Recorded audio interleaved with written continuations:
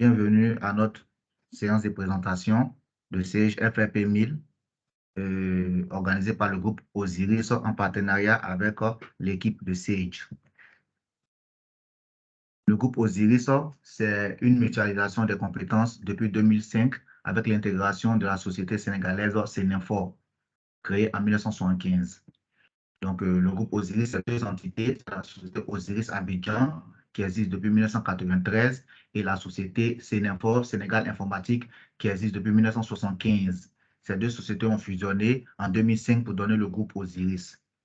L'objectif de cette fusion, c'est de pouvoir avoir un accompagnement de qualité et ce que nous faisons depuis 30 ans. Nous avons également une équipe pluridisciplinaire certifiée, dotée de compétences agréées PME et MGE. Et cette fusion a pour objectif de pouvoir avoir une certaine présence dans la sous-région. Donc, indépendamment de nos deux entités que nous avons au Sénégal et à Abidjan, nous avons quelques bureaux et quelques partenaires dans la sous-région, notamment en Guinée, au Mali, et au Niger, etc. Nous sommes aussi présents dans une multitude de secteurs d'activité, notamment l'hôtellerie, l'industrie pharmaceutique, les banques, la télécommunication, l'agroalimentaire, les assurances, l'industrie et même dans le domaine des services.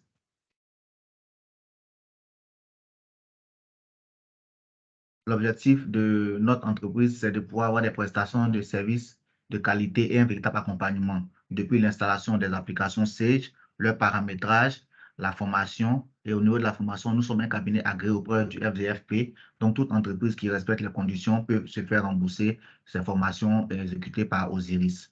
Nous faisons également de l'assistance au démarrage pour les nouvelles installations et également de la maintenance. Nous avons une expertise métier au niveau des processus opérationnels, la gestion comptable et financière, l'industrie, les ressources humaines, la gestion de l'activité commerciale, la gestion de la dématérialisation, la mobilité également, la business intelligence, sans oublier le cloud. Et nous avons présenté quelques références du groupe Osiris. Ici, nous souhaitons présenter les excuses aux clients qui ne verraient pas leur logo parce qu'on n'a pas pu mettre tous les logos d'Osiris des clients d'Osiris, pardon, sur ces fiches. Voilà quelques références. Nous avons fait 2 slides de référence. Donc, certains clients ici sont collectés. Je pense à BRVM, qui est l'un de nos clients, M. Agopomé. Je profite pour lui dire bonjour. Également aussi, voilà, et la Sotra, qui sont aussi également nos clients.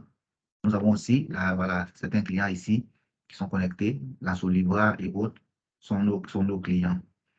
D'accord, donc, ainsi présenté le groupe Osiris. Je vais donner la main à Manuel pour présenter Sage et nos applications au niveau de la FRP1000. Merci à tout le monde.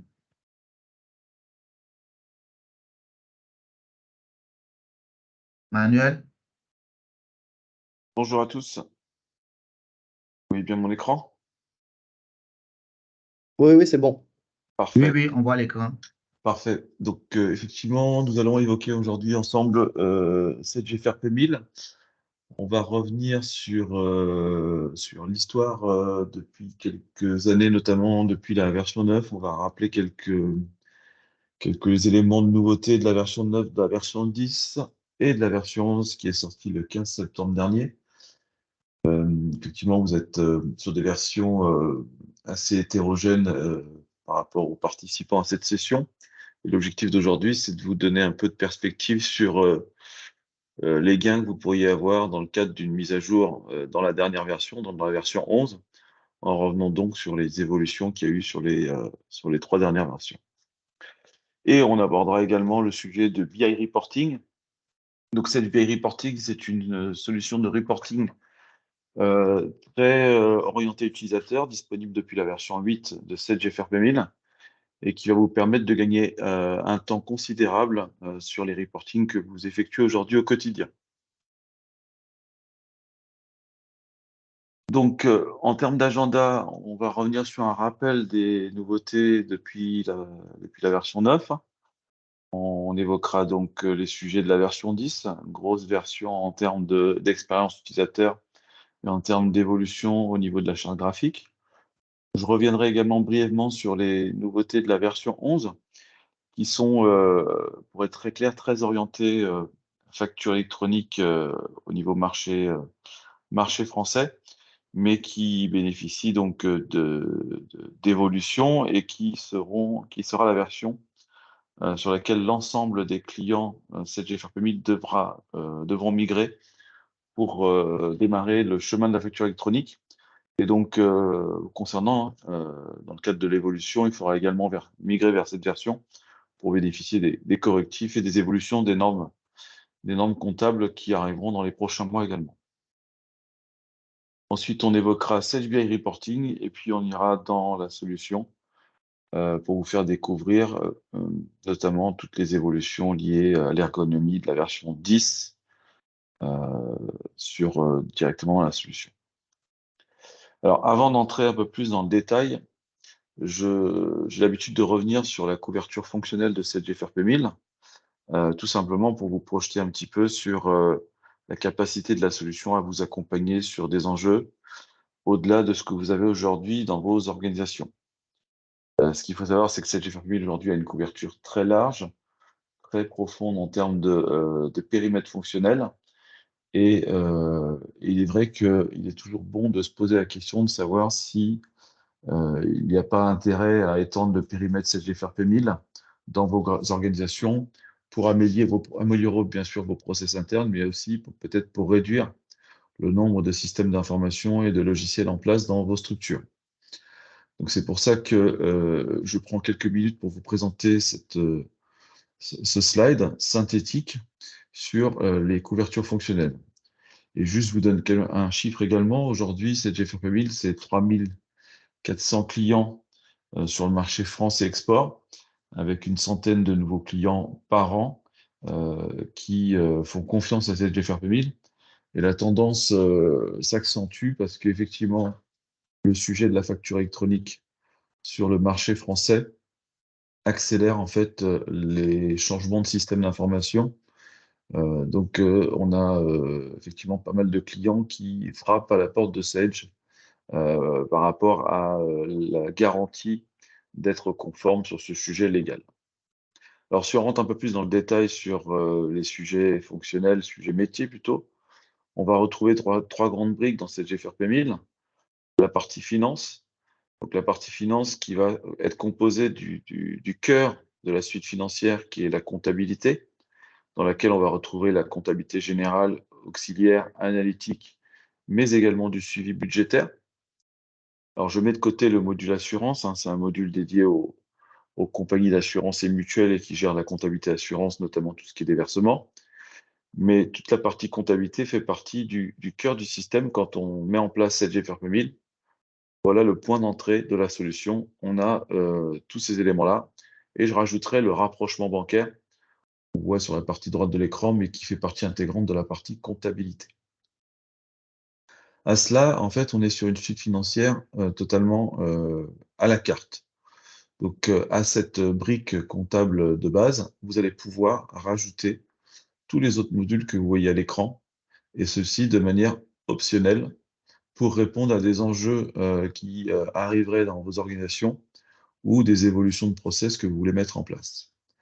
Et donc, on va parler d'immobilisation, donc avec tout ce qui est gestion des dotations aux amortissements, donc qui est une option totalement intégrée à Sage FRP 1000. On parle bien d'un logiciel de gestion intégré. Donc, on partage la même base de données pour l'ensemble des modules et on partage la même base de données pour l'ensemble des sociétés, puisqu'on est sur une solution nativement multi-société, multi-établissement, dans une base de données SQL unique. Donc, on va pouvoir agrémenter cette suite financière du module immobilisation. Et ce module immobilisation peut lui-même être agrémenté, au-delà des aspects de dotation aux amortissements, d'options complémentaires, notamment la gestion des inventaires pour tout ce qui est gestion des codes barres sur les immobilisations, gestion des localisations géographiques et inventaire des biens. Ensuite, c'est une nouveauté d'ailleurs de la version 9, on a rajouté la notion de subvention qui vont vous permettre de gérer vos subventions d'équipement et de pouvoir générer automatiquement les écritures de reprise de code-part de subvention. Et pour les clients qui auront besoin ou qui auront besoin de gérer des normes IFRS ou même d'autres types de normes, on a mis en place la gestion des contrats de location qui permet de suivre les échéances liées aux biens que vous utilisez en mode location simple ou en mode location financement pour générer les écritures de retraitement correspondants et pouvoir produire vos comptes sous des normes différentes de la norme sociale. Voilà pour les immobilisations. À cela, on vient rajouter une solution de recouvrement et là, on parle d'un tech partner. On a décidé sur des métiers bien particuliers de s'associer à des tech partners, donc des solutions complémentaires à cette GFRP 1000 et de les connecter nativement via des interfaces modernes de type API, ce qui permet d'avoir une intégration de très bonne qualité et de vous affranchir d'interfaces à développer à façon. Donc, vous le savez, dans cette GFRP 1000, on a la gestion des relances par niveau, par date et donc l'envoi des relances par mail. Avec cette Geloficash, on est sur une solution de recouvrement qui va adresser des enjeux bien plus hauts sur la gestion du poste client, avec des scénarios de relance intelligents, la mise en place éventuelle de relance par mail avec des agendas de relance et également des connexions à des organismes qui vont permettre de vérifier la qualité et la cohérence de vos tiers. À cela, on a ajouté il y a quelques mois maintenant une très belle solution de fiscalité qui permet de gérer les liasses fiscales et qui est connectée également à Sage 1000 et qui s'appelle Sage Fiscalité Powered by Invoke. Voilà pour la partie purement financière. Ensuite, on est sur une suite financière élargie pour adresser les besoins des directions financières et donc on a complété cette GFRP 1000 au fil du temps de réponse aux enjeux des directions financières et notamment avec la gestion des engagements. On va vous permettre de maîtriser vos dépenses et surtout de contrôler vos dépenses avec des workflows de validation, des achats, des demandes d'achat avant d'engager concrètement la dépense et la commande auprès du fournisseur.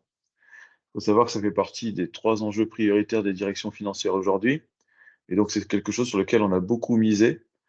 La gestion des engagements va venir s'appuyer sur les budgets de la comptabilité et va pouvoir étendre le sujet sur du contrôle budgétaire. En complément de cette gestion des engagements, ensuite, on a le circuit achat qui va aller jusqu'à la comptabilisation de la facture d'achat et la gestion des réceptions éventuelles. On a également un module vente qui, historiquement, adressait quelques clients qui avaient besoin de faire de la facturation au-delà des outils métiers en place. Aujourd'hui, c'est un module vente qui a un énorme intérêt, et notamment depuis la version 9, où les process de refacturation intragroupe ont été largement optimisés.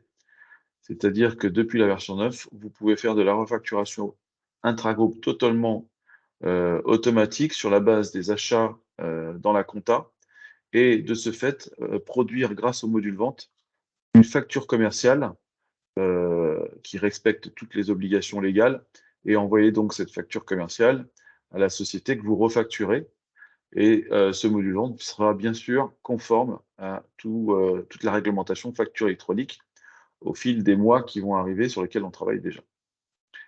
On a également un module stock qui permet de gérer effectivement des stocks. C'est un module très puissant qui est peu diffusé parce que souvent les clients ont des outils métiers, mais c'est un module qui peut adresser des enjeux de stock assez intéressants.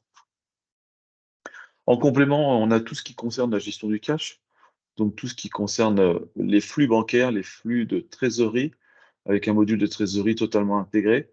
Intégré pourquoi? Parce que c'est dans la même base, mais surtout, vos flux prévisionnels de trésorerie vont être hérités des flux amont de la gestion commerciale ou de la comptabilité pour pouvoir alimenter vos prévisionnels à court et moyen terme et pouvoir prendre donc des décisions d'arbitrage ou de placement ou faire de l'équilibrage automatique ou des propositions d'équilibrage qui pourront d'une part générer des écritures dans la comptabilité et d'autre part générer des ordres auprès de la banque pour opérer les virements qui ont été décidés et validés par vos soins.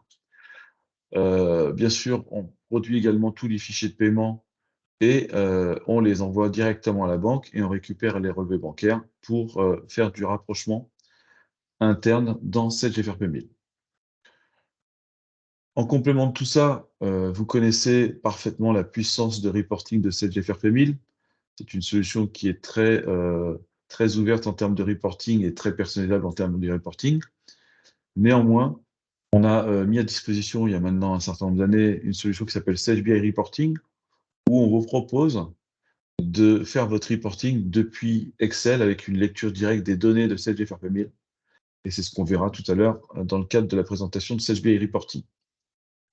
En complément de tout ça, on a un dernier tech partner qui adresse des enjeux d'automatisation des factures d'achat et permet tout simplement de faire de la lecture automatique, la lecture dynamique de factures PDF que vous recevez de vos fournisseurs et qui permet, pour ceux qui ont la compta, de générer les écritures comptables, pour ceux qui ont également le module achat, de générer directement du rapprochement avec la commande issue du module achat, qui lui-même, elle-même, peut être issue de la gestion des engagements.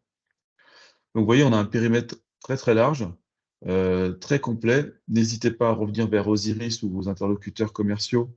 Si vous avez des points qui ont éveillé votre curiosité, que vous souhaitez approfondir, on va avancer maintenant sur les sujets qui nous amènent aujourd'hui.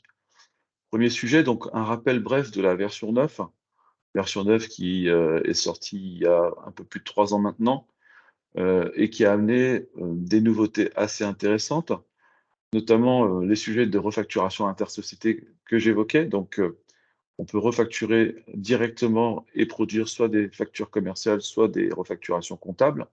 Ceci sur la base de clés de répartition ou sur la base des axes analytiques qu'on peut alimenter pour gérer ces prorata de refacturation intersociété.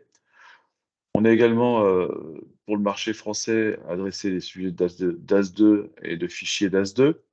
La gestion des subventions que je viens d'évoquer également, qui est arrivée en version 9.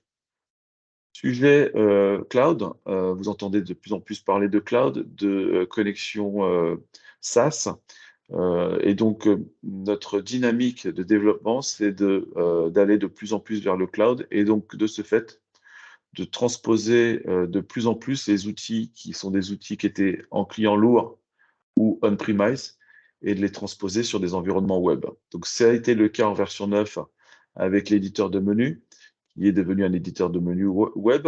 Ça a été le cas également avec l'outil de workflow, donc tout ce qui est processus métier, qu'on a également réécrit en environnement web, et tout un certain nombre de sujets d'administration qui ont été également portés en web, et le développement d'API, tout ce qui est API, et notamment avec les tech partners. Donc on est sur une technologie d'API REST sur laquelle on investit fortement, puisque la tendance, c'est effectivement d'aller dans le sens des API pour rendre les interfaces cloud agnostiques entre différents environnements, par exemple.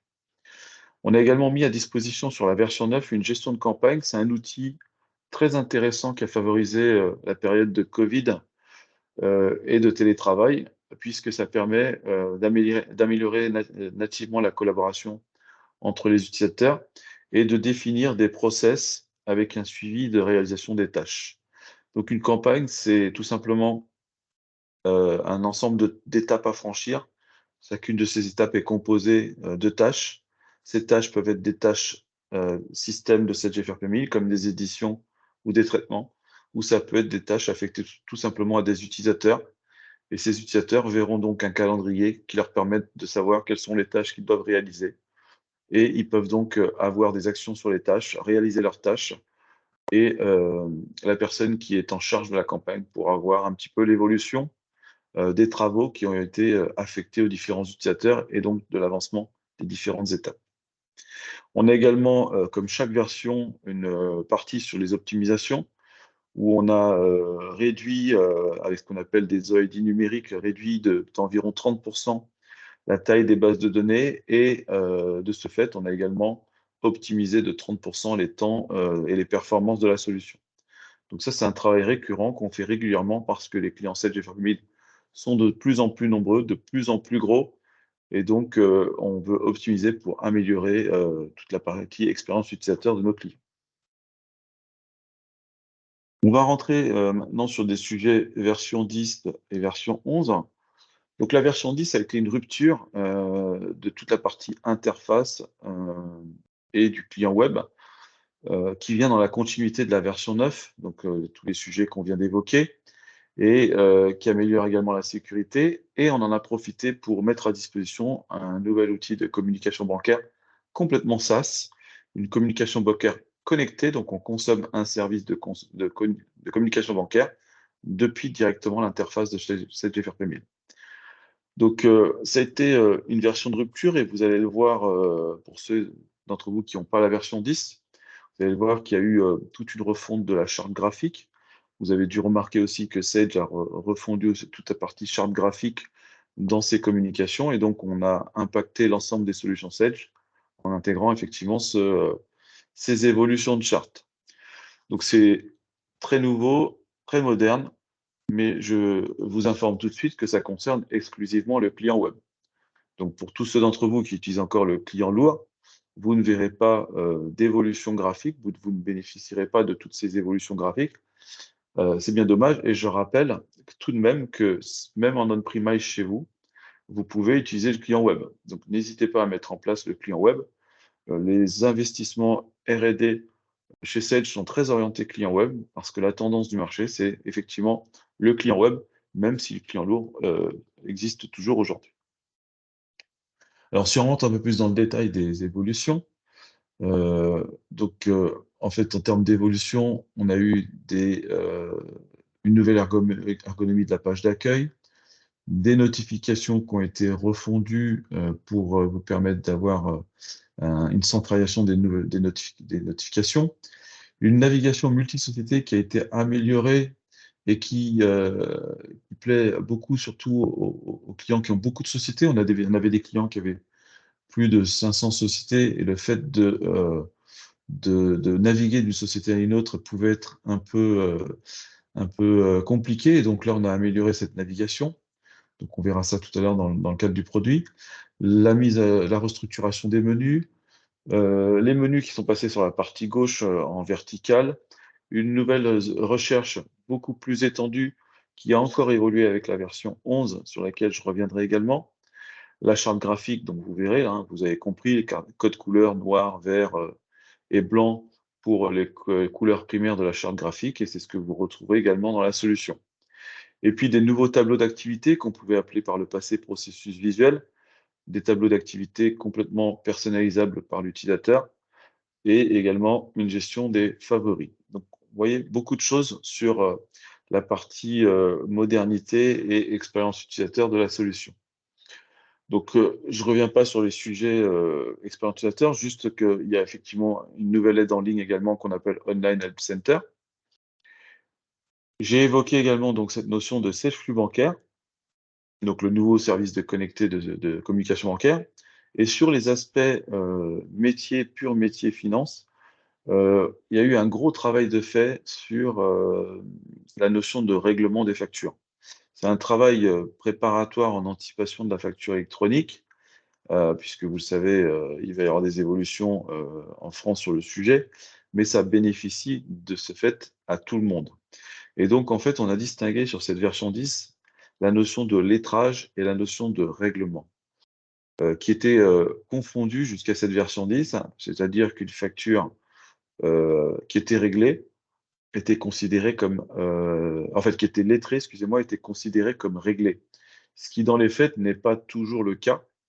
Prenons l'exemple, par exemple, de client douteux, une créance ou une facture qui passe en client douteux est tout sauf réglée.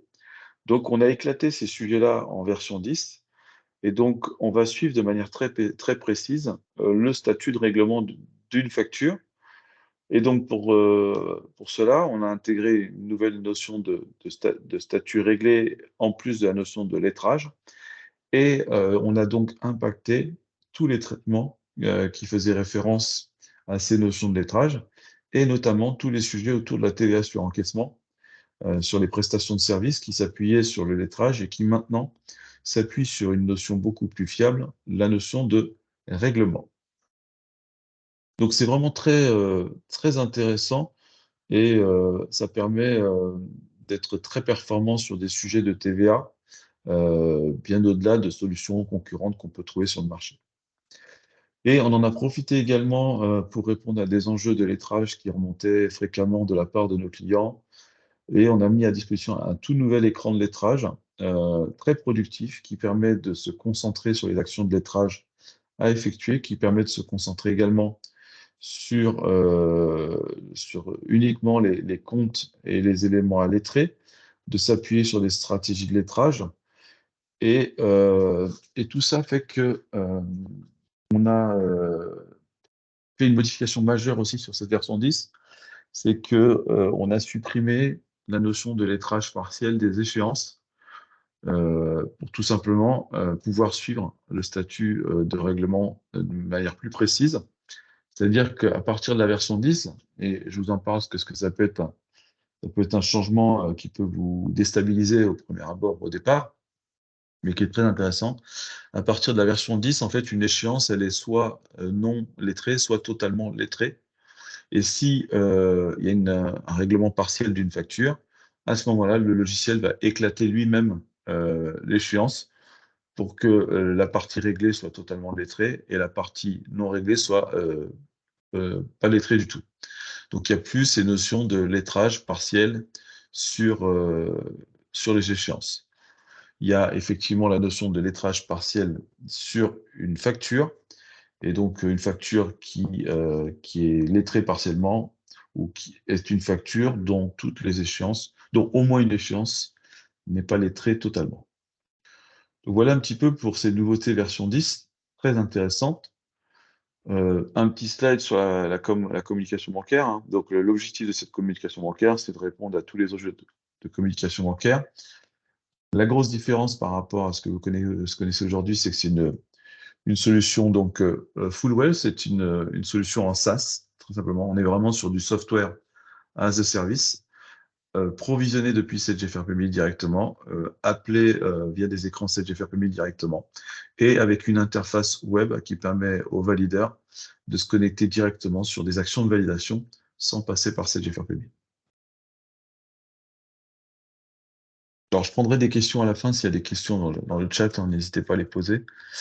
On va parler maintenant de la version 11. Donc, la version 11 de 7GFRP1000. Donc, c'est des évolutions très orientées facture électronique. Donc, comme je l'évoquais, notamment, il y a une option qui s'appelle Data Cleaning Control, qui a pour objectif de qualifier les tiers dans le cadre des informations de type numéro de sirène, de numéro de...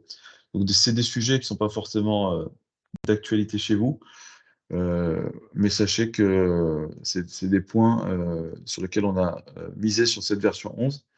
Et donc, cette version 11, c'est la version de destination pour tous ceux qui vont migrer, et chacun retrouvera les éléments qui le concernent. Donc, un certain nombre d'évolutions de modèles, notamment sur tout ce qui est évolution de catégorie de TVA, catégorie d'émetteur. On a porté le numéro de sirène sur les établissements, et des évolutions au niveau des workflows utilisateurs, donc où on met à disposition, avec cette version 11, des modèles de workflow prêts à l'emploi, simples d'utilisation, à la manière de ce qu'on peut rencontrer sur nos téléphones portables, avec des routines qu'on peut déclencher en alimentant tout simplement des paramètres. Et donc, on a mis à disposition un certain nombre de workflows que vous pouvez vous-même utiliser et modifier le cas échéant. Et c'est des choses qui évolueront en fonction des besoins de nos clients pour rajouter des modèles supplémentaires dans cette GFRP1000.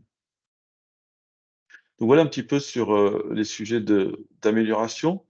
Je termine juste sur ce slide-là, sur les améliorations, notamment liées à des remontées Customer Voice, hein. Donc vous savez que dans vos solutions, vous avez une petite ampoule en haut de l'écran qui vous permet de soumettre votre demande d'amélioration à Sage. N'hésitez pas à l'utiliser. Vous êtes directement en lien avec la R&D Sage, et les demandes d'amélioration sont soumises à la communauté de clients et de partenaires pour voter. Et on laisse toujours un volet d'amélioration disponible pour intégrer dans les versions au fil de l'eau en fonction des priorités. Et donc, celle-ci, la duplication de pièces était une demande récurrente. Jusqu'à présent, on pouvait dupliquer la dernière pièce d'un lot. Maintenant, on peut dupliquer n'importe quelle pièce d'un lot. Et on en a profité également pour revoir le service de signature des factures de vente qui était en place depuis la version 8. Alors, avant d'aller dans le produit et de vous montrer un peu en image ou en démo quelques éléments qu'on a vus ensemble, je voulais revenir sur SageBI Reporting. Donc, SageBI Reporting, c'est Excel et ça profite de toute la puissance d'Excel. Le principe, il est simple. L'idée, c'est que vous allez construire votre reporting sur Excel, soit en partant d'une page blanche, soit en vous appuyant sur du reporting déjà en place chez vous, sur lequel vous allez vider les données chiffrées, et on va les alimenter par une lecture directe de la base CGFR-Family. On va se connecter via des connecteurs qui sont délivrés par Sage et qui évoluent en fonction des versions. Et on peut également, éventuellement, se connecter à du Datamart.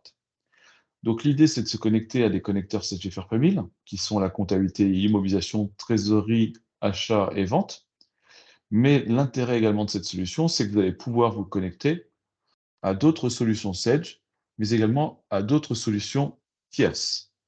C'est-à-dire que vous pourrez, par exemple, faire des tableaux de bord qui s'appuient sur vos outils métiers en complément des données financières de CGFR-Family et pouvoir donc avoir des feuilles Excel et des classeurs Excel qui combinent les deux et qui vont vous permettre ensuite de faire des analyses via Excel et des graphiques Excel puisqu'on bénéficie de toute la puissance d'Excel. Une fois que votre reporting il est fait, eh bien, on vous met à disposition la possibilité de partager via un espace de stockage interne ou via email vos reportings. Et en fonction de la personne et des habilitations de la personne qui reçoit ces reportings, il pourra soit simplement consulter les données et donc il n'a pas besoin de licence pour ce faire, soit il veut pouvoir actualiser les filtres que vous lui mettez à disposition et là on lui offre la possibilité d'avoir une licence consultation qui lui permet de changer les filtres et d'actualiser en fonction des filtres. Et vous avez également l'automate qui est un moyen de diffuser automatiquement des reportings à des destinataires qui recevront les données qui concernent leur activité. Exemple, vous pouvez envoyer le reporting de tel établissement à telle personne, de tel autre établissement à telle autre personne. Et ça, c'est l'automate qui est capable de changer lui-même les filtres en fonction de routines et de les diffuser automatiquement aux bons interlocuteurs tous les jours à la même heure, par exemple. Donc, c'est très intéressant pour diffuser des éléments totalement à jour. Alors, je vais juste prendre les questions rapidement avant de basculer. Il n'y en a pas. Donc, ça veut dire que je suis très clair. Donc, on va aller directement dans la solution. Donc, je vais me connecter à cette GFRP1000. Donc, version 11, vous voyez déjà une différence sur la partie interface graphique. On est sur du full web. Et donc là, vous voyez l'ergonomie de cette GFRP1000, la nouvelle ergonomie sur laquelle je vais revenir.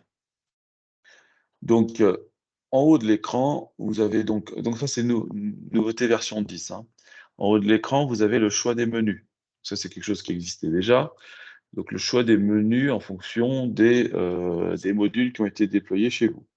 Chacun de ces menus va donner accès à des entrées de menus qui se trouvent sur la partie gauche de l'écran, que vous allez pouvoir ouvrir en cliquant dessus, en cliquant sur le petit pictogramme. D'accord ?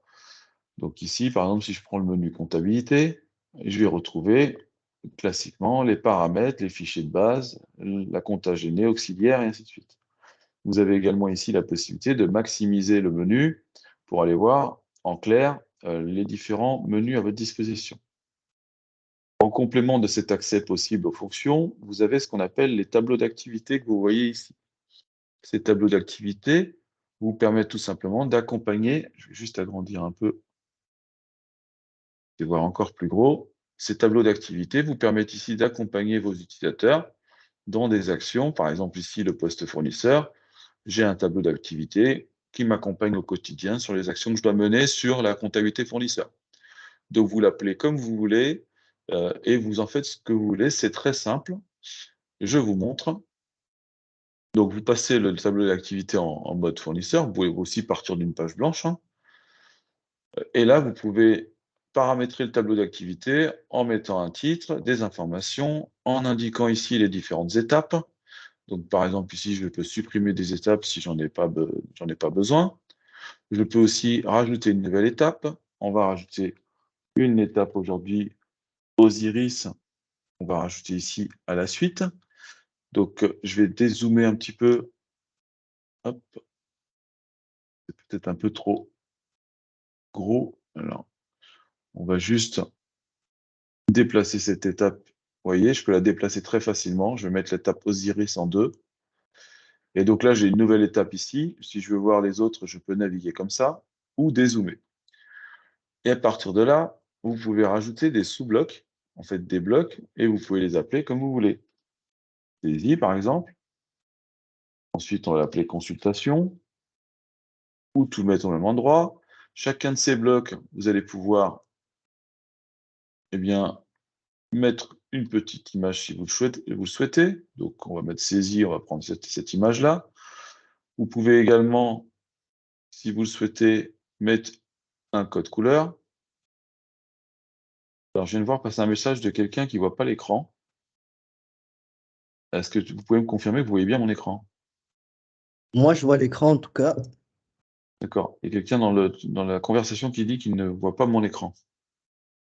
Donc, je vous conseille de vous déconnecter, vous reconnecter peut-être, parce que si les autres voient, c'est que tout va bien de notre côté. Désolé.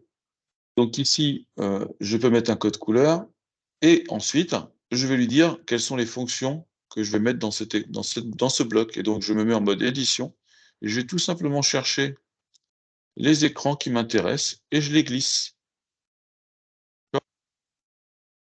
Tout simplement, je glisse les écrans qui m'intéressent, je les mets dans l'ordre que je veux, et je peux même les renommer. Par exemple, ici, interrogation de compte auxiliaire. Je vais l'appeler compte auxiliaire. Donc, je pourrais le mettre dans la consultation logique. Et pareil, donc ici, je peux tout modifier. Et à partir de là, ensuite, je quitte le mode édition. Je peux soit enregistrer et donc écraser celui qui m'a servi de base, ou dupliquer. Et donc, j'ai une duplication.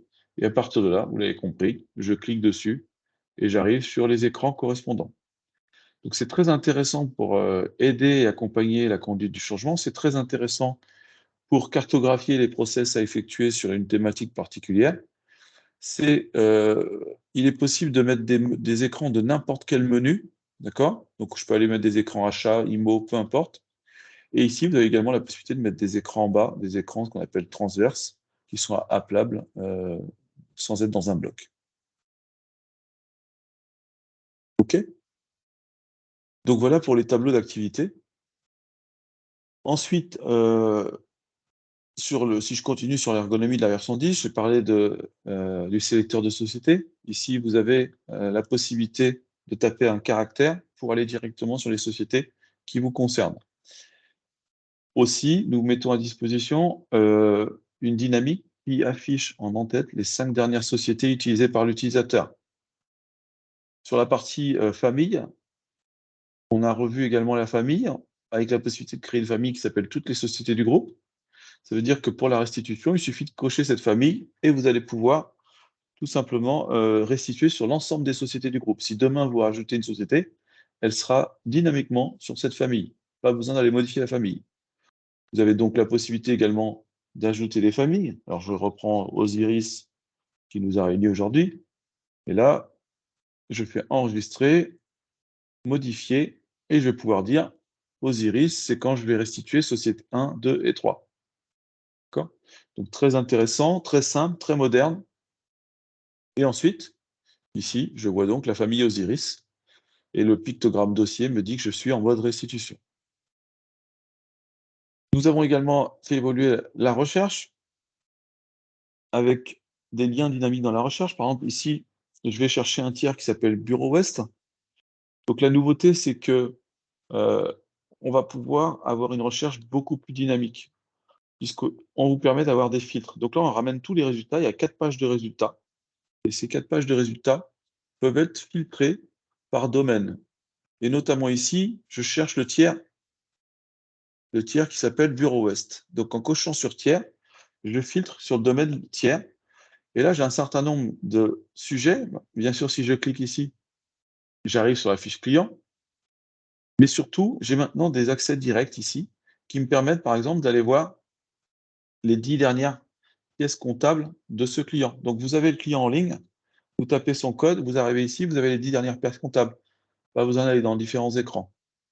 Pareil sur le solde par période, les factures de vente. Et là, on est dans le module vente. Et les commandes vente. Donc, en fonction du contexte, sur un client, on va voir les éléments clients. Pareil sur un fournisseur, eh bien, je vais pouvoir voir, par exemple, les factures d'achat. Et ce qui est intéressant également, c'est que si j'ai mis en place la dématérialisation, je peux cliquer ici. Alors là, ça va prendre 2-3 secondes parce que j'ai lancé la machine ce matin. Mais en cliquant sur le bouton, et j'attends qu'il se lance, en cliquant sur le bouton ici, eh bien, on va aller capter l'URL qui est issue de la dématérialisation, qui a été stockée sur la facture d'achat, sur la pièce d'achat du fournisseur. D'accord? Et donc, vous voyez ici qu'il affiche la facture. Vous voyez? Donc directement, donc là, si je refais maintenant, ça va être beaucoup plus rapide parce que c'est en cache. Directement en cliquant sur Document externe, je vois la facture depuis la simple recherche que j'ai ici. De la même manière, si je tape ici le tiers Sage, donc, alors vous voyez que j'ai pas que des tiers, hein, j'ai des menus, j'ai tout ce qui contient le texte.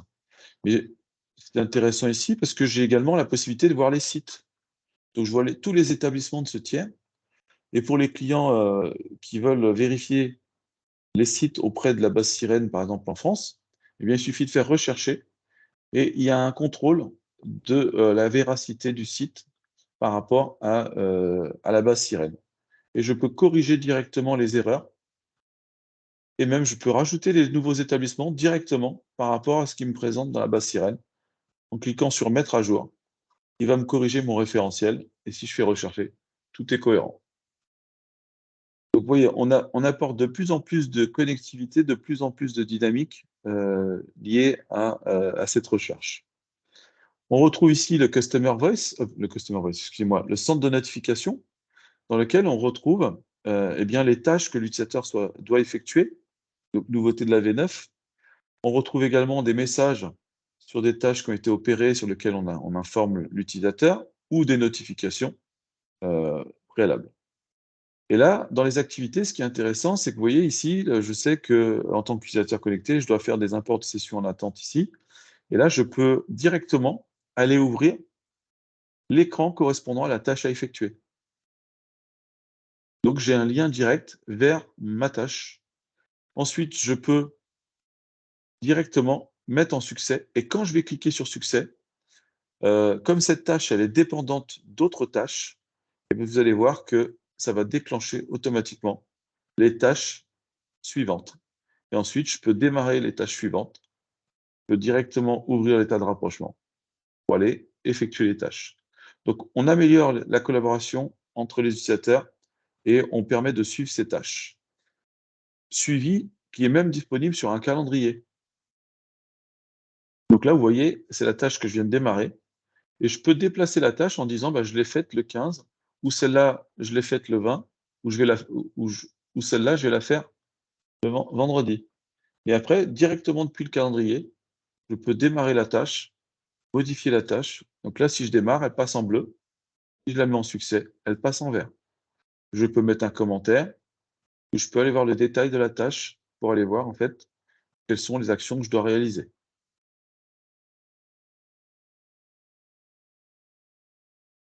Voilà pour la gestion des campagnes. Ensuite, Customer Voice, vous connaissez. L'aide en ligne a évolué également avec une aide en ligne dynamique, avec pareil une zone de recherche où vous pouvez chercher des informations.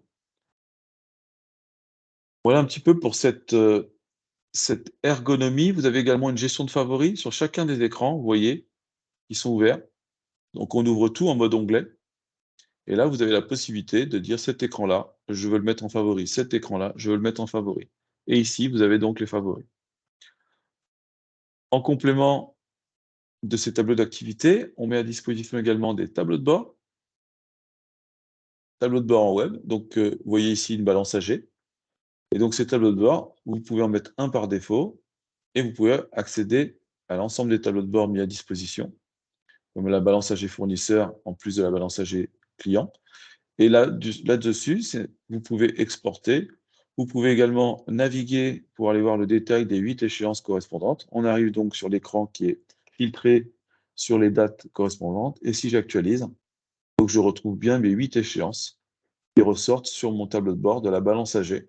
Et je peux ainsi naviguer jusqu'à la pièce comptable depuis mon tableau de bord. Donc de vraies évolutions en termes d'ergonomie très intéressantes qui vont vous permettre d'avancer sur la prise en main du client web avec beaucoup de valeur par rapport à ça. Donc voilà un petit peu pour les sujets d'ergonomie. Alors effectivement, ensuite, il y a des sujets de refacturation intragroupe. Si ça vous intéresse, vous pouvez revenir vers Osiris. On a fait un peu le tour de la partie ergonomie, donc je terminerai juste alors, sur effectivement des sujets spécifiques à la version 10, notamment tout ce qui est lié au lettrage, par exemple ici. Je vous parlais tout à l'heure du lettrage partiel. On va prendre ici un exemple d'une facture qui est lettrée partiellement. Et donc ici, on va voir qu'au niveau des échéances, vous voyez que cette facture, elle a une différence, c'est qu'ici, vous avez une nouvelle notion de règlement. C'est la nouvelle notion de la version 10. Et vous voyez que le code lettrage, il est en majuscule, veut dire lettrage total. Et en fait, c'est une facture qui a été éclatée en termes d'échéance. Donc, on voit bien que la facture, elle est à la base de 2152 € et que les échéances ont été éclatées ici. Et donc, on retrouve une échéance totalement lettrée et considérée comme réglée et une échéance non lettrée. Ça veut dire que si je vais ici dans la pièce, je retrouve une nouvelle notion qui s'appelle partiellement réglé. Partiellement réglé parce que au moins une échéance n'est pas considérée comme réglée. Donc cette notion de règlement, vous allez la retrouver partout dans la solution, dans tous les éléments liés au lettrage. Vous avez également tout ce qui est interrogation, qui par exemple ici, je prends le tiers Bureau Ouest que j'ai vu tout à l'heure, eh bien ici, vous allez pareil retrouver les codes lettrage en majuscule et plus de codes lettrage en minuscule liés au lettrage partiel notamment.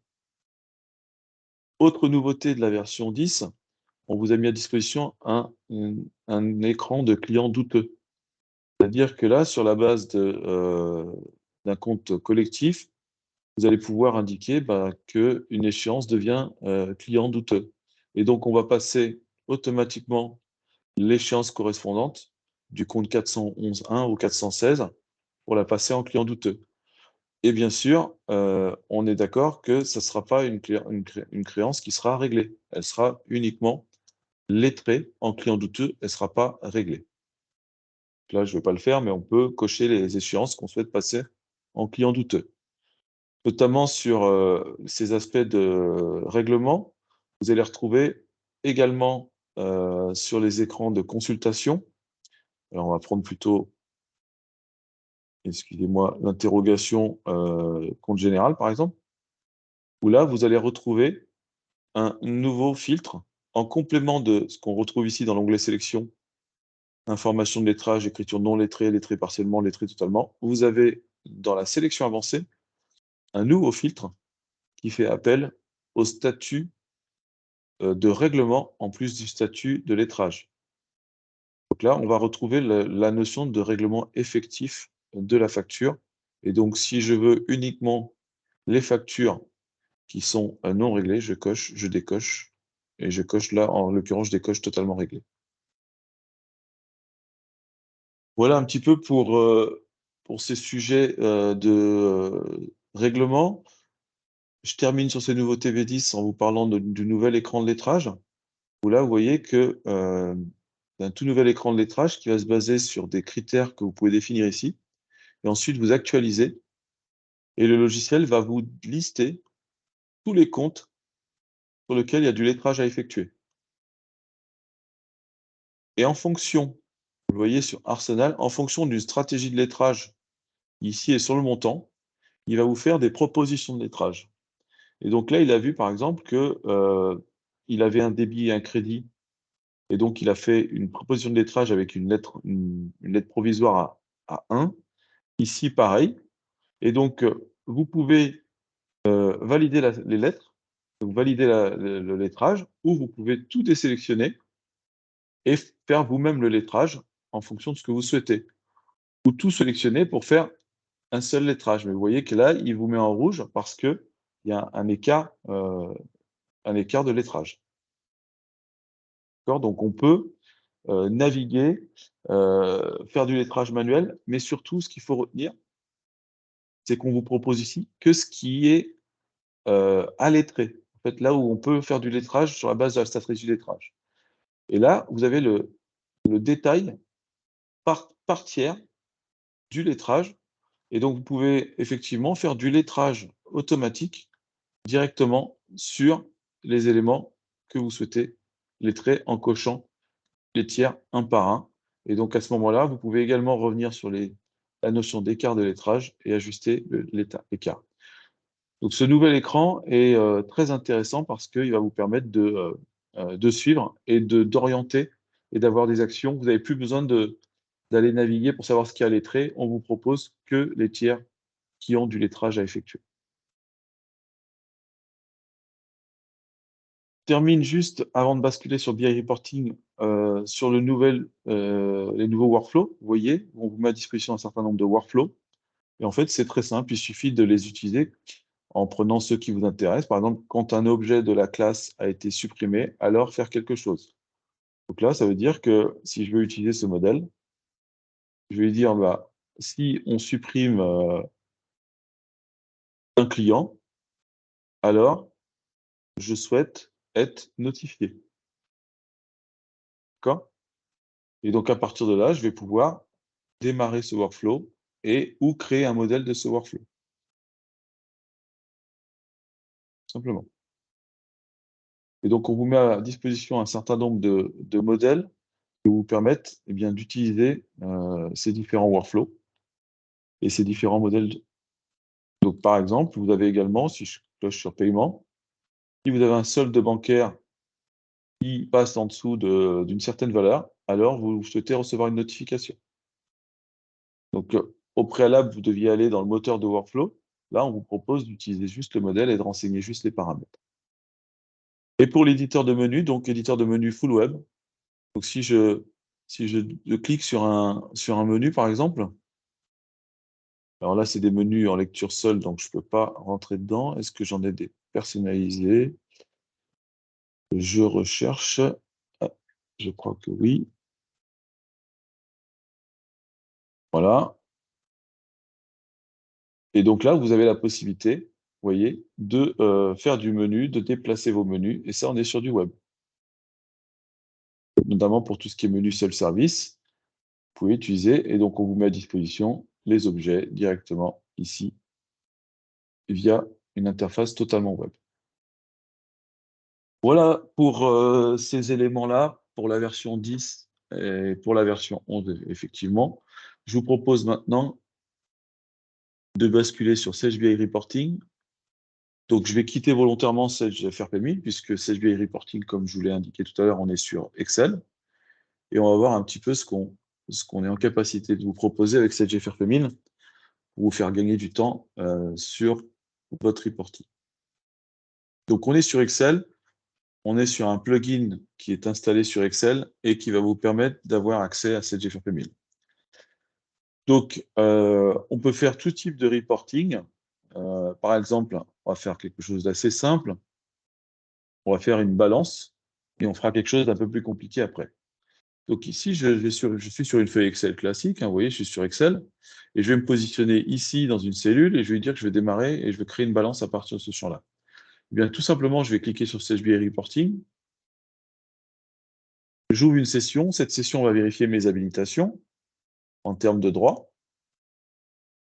Et là, j'ai un certain nombre de boutons, de fonctions sur lesquelles je vais revenir pour certaines d'entre elles, et notamment l'assistant liste. Là, je veux une balance. Eh bien, je vais utiliser l'assistant liste pour me présenter la liste des comptes. Bien, tout simplement, je clique sur assistant liste. Et donc là, il va m'ouvrir les connecteurs et je vais sélectionner un modèle. Donc là, j'ai tous les modèles de disponibles, donc vous choisissez les modèles que vous voulez. Et je vais prendre comptabilité et je vais utiliser le modèle spécifique qui s'appelle balance générale, sur lequel on va travailler sur des cumuls. Et à partir de là, j'ai un écran en 3 parties, le modèle de données sur la gauche, les filtres prédéfinis à droite et le résultat en bas. Et bien, tout simplement, je vais jouer avec ces données en lui disant que ici, en filtre, je veux toutes les sociétés, donc étoile. L'approche comptable, je vais prendre national, et la période, c'est une concaténation du mois et de l'année. Eh bien, je vais enlever, vous voyez que les filtres sont dynamiques, je vais enlever cette période, et je vais lui demander d'aller chercher directement l'année, et je vais même lui demander d'aller chercher les mois. Donc ici, je voudrais l'année 2023, et les mois, pour l'instant, je vais prendre tous les mois de l'année 2023. Une fois que j'ai fait ça, il suffit tout simplement de lui dire quelles sont les colonnes que je veux afficher. On est sur du multisociété, donc je vais prendre par exemple le code société, je vais prendre au niveau des comptes généraux le code et le libellé du compte, et je vais prendre aussi dans les mesures ici en bas, le débit en tenue de compte, le crédit en tenue de compte, le solde en tenue de compte. D'accord? On va déjà voir ce que ça donne, je vais valider. Et donc là, en lecture directe et dynamique de cette GFR1000, vous avez déjà instantanément le résultat. Donc il n'y a pas d'export, tout est en lecture directe. On va complexifier un peu le sujet, on va permettre aux utilisateurs avec les profils consultatifs d'aller pouvoir choisir la société. Donc je vais rajouter dans ma feuille Excel la société, je vais choisir ici le compte général, d'accord ? Je vais leur permettre de choisir le compte général dans la cellule ici, et pourquoi pas l'année, donc 2023, et le mois. Le mois, je vais prendre étoile aussi pour l'instant. Et je vais retourner ici en tant que concepteur dans la cellule ici, et je vais mapper, au lieu de mettre en dur dans le filtre, je vais mapper en cliquant sur code société, je vais lui demander d'aller chercher dans B2, ou plutôt B3, l'approche comptable, je la laisse en dur, l'année, je vais lui demander de saisir ici, le mois, je vais lui demander de saisir ici, et je viens de rajouter un filtre compte général, pas de problème, je prends le compte général, le code du compte, et je le mets également en filtre. Et je pointe ici. D'accord? Je vais en profiter pour faire une rupture par société. Et je vais en profiter aussi pour faire ici, clic droit, une mise en forme conditionnelle avec des nuances de couleurs pour les soldes. Et je valide. Vous voyez, donc maintenant j'ai une rupture ici par société qui utilise les ruptures d'Excel, et j'ai donc le cumul par société, ou le détail. Et ce qui est intéressant, c'est que maintenant, je vais pouvoir changer les filtres en disant, bah, je voudrais la société 10, 20 et 30. Avec la touche CTRL ou SHIFT, je prends les sociétés 10, 20, 30, et les données s'actualisent en temps réel sur ces bases-là. Si je veux voir uniquement un mois, eh bien, je lui demande le mois de juin, et là, les données s'actualisent pour le mois de juin directement. D'accord ? Si je veux voir que les comptes de charges et de produits, 6 étoiles, virgule, 7 étoiles. Entrée, et j'ai que les charges et les produits. D'accord ? Et si je veux agrémenter en disant sauf le 707, eh bien je fais sauf le 707. Et le 707 a disparu. ou sauf tout ce qui commence par 70, tout ce qui commence par 70 a disparu. Vous voyez, donc c'est très souple et très intéressant à utiliser. Bien sûr, je peux également aller voir le détail. Si je veux voir le détail d'un montant, le détail des salaires ici de la société 10, je vais pouvoir créer une vue de détail. Et dans cette vue de détail, je vais aller piocher dans les détails des écritures et je vais lui demander de me donner le code journal, le numéro de pièce, le libellé de pièce et la date de pièce qui justifie le détail de ce montant. Je vais sauvegarder cette vue de détail pour pouvoir la réutiliser juste après sur une autre ligne. Et donc, il va me justifier mes 70 000 € de salaire. Il va me les justifier en me donnant l'ensemble des factures correspondantes. Donc là, ça va prendre quelques secondes pour aller ouvrir et ramener le détail. Juste le temps qu'il fasse une lecture du détail. Alors, voilà. Donc, ici, vous voyez, il a été cherché en quelques secondes le détail de 70 613, facture par facture, date, avec le détail des dates. Une fois que j'ai fait ça, bah, si maintenant je veux le détail des congés payés, clic droit, mon détail Osiris. Et là, c'est beaucoup plus rapide, puisqu'il a chargé en cache et en mémoire les éléments. Donc, j'ai le détail de mes 30 000 €. Donc, voilà un exemple simple. Vous voyez que c'est très simple à prendre en main. Et je vais terminer cette présentation par un exemple un peu plus compliqué et qui se base sur l'analytique, par exemple. Pour changer. Là, on est sur un tableau qui fait intervenir des filtres, comme on a vu, des filtres analytiques, qui fait intervenir 2 années différentes, qui fait intervenir des filtres, des formules Excel, et qui fait même intervenir du texte. Donc, vraiment, c'est un tableau qu'on pourrait avoir et sur lequel, en fait, on garde la structure et on enlève les données. Pour alimenter ce tableau, eh bien, ce qu'on va faire, c'est qu'on va utiliser un assistant cellule, puisque chaque cellule va avoir des filtres différents. Donc, ce qui m'intéresse là, c'est d'avoir le chiffre d'affaires réalisé pour la section analytique SALE et pour tous les filtres qui sont là. Le principe est le même que tout à l'heure. On va sélectionner un modèle, sauf que là, on va travailler sur la balance analytique, puisque je cherche à travailler sur les données analytiques. Je fais OK. Et là, je mappe tout simplement les champs. Société, c'est la raison sociale. L'approche comptable, elle se trouve ici. La période, pareil, je vais travailler sur l'année et le mois. Donc, je vais prendre l'année, elle se trouve ici. Le mois se trouve ici. Ensuite, qu'est-ce qui me manque comme filtre? L'axe analytique. Donc, hop, je vais chercher ici le code de l'axe analytique. Je le prends ici. J'ai ensuite la notion de nature de flux. Code nature de flux se trouve ici. Ensuite, section analytique. Je prends le code section analytique, toujours dans les filtres, et se trouve ici. Donc, j'ai mis tous les filtres, et maintenant, je veux le solde comme donnée à analyser. En calculant ici directement, instantanément, il me donne le résultat, et je vois que c'est du négatif. Parce qu'il prend débit positif, crédit négatif. Moi, je vais multiplier le résultat par -1 pour obtenir quelque chose de cohérent en ayant un chiffre d'affaires positif. C'est quand même plus parlant sur ce type d'état. Et donc, j'ai ici le chiffre d'affaires pour le mois de septembre 2023 et pour la nature de flux 707 000 et la section analytique. Tous les filtres qui servent dans mon calcul sont modifiables en double-cliquant dessus, en ayant une lecture directe ici des sections analytiques présentes dans SageMail. Pareil, vous voyez ici les utilisations des caractères jokers. Ici, par exemple, du 722 au 775 avec les 2 petits points. Donc, très intéressant en termes de finesse d'analyse. Pareil, je peux aller voir le détail. Il suffit d'aller créer une vue détail comme on a fait tout à l'heure. Maintenant, ce qui reste, c'est à compléter le reste du tableau. Et pour compléter le reste du tableau, je pourrais bien sûr reproduire ce que je viens de faire pour chacune des cellules, mais le travail serait assez conséquent de refaire tous les filtres à chaque fois.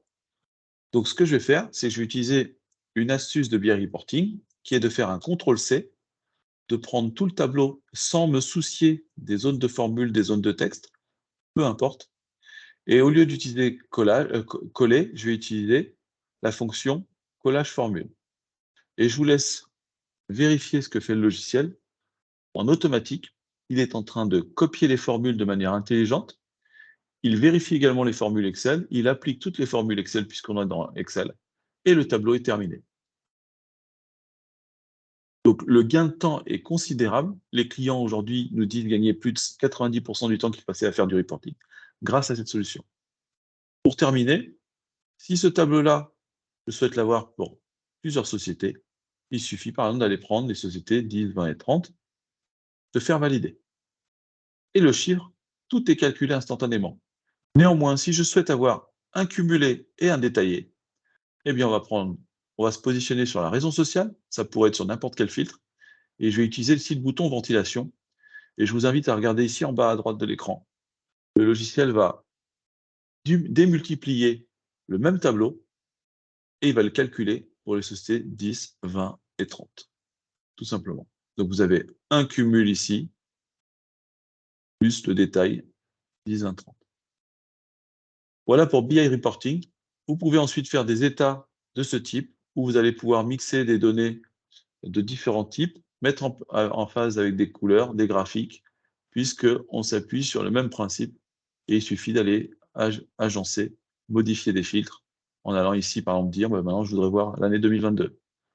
Et instantanément, le graphique va s'actualiser avec les données 2022. Voilà, je vais m'arrêter là. Beaucoup de choses. Je pense qu'on peut éventuellement ouvrir la session de questions-réponses.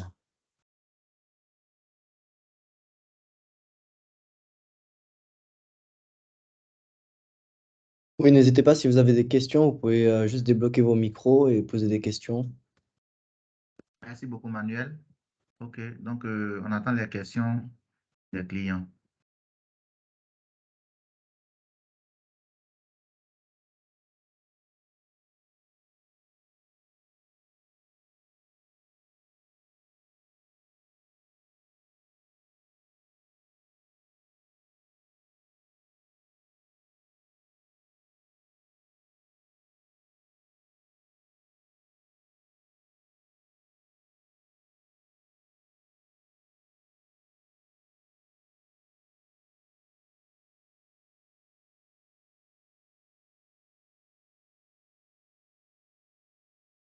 Pas de questions?